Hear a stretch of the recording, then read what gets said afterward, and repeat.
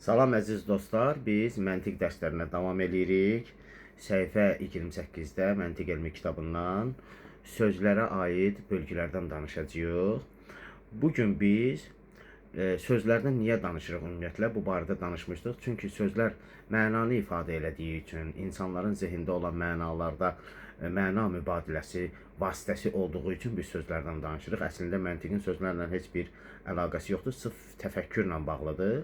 Amma təfəkkürün ötürülməsində sözlərin böyük rolu olduğu üçün biz sözlərdən danışırıq. Bugün də yenə sözlərə aid bölgülərdən bir hissəsini danışacağıq, bir balaca bir dərs deyəcəyik inşallah. Deməli, hər hansı bir sözü öz mənası ilə nəzərə alsaq, yəni mənasını düşünsək hər hansı bir sözün, belə olan surətdə bir neçə növə, əsasən 4 növə bölünür. Mənasını nəzərə alaraq sözləri izah eləmək istəsək, bir neçə növə bölünür. Birincisi budur, bir mənalı söz. Bir mənalı söz nə deməkdir? Birdən artıq mənası olmayan sözə bir mənalı söz deyilir. Yəni bu sözün yalnız bir mənası var. Başqa bir məna yoxdur, nə məcazı yoxdur, nə başqa bir məna nəzərdə tutulmur. Yalnız bir mənaya dəlalət edir.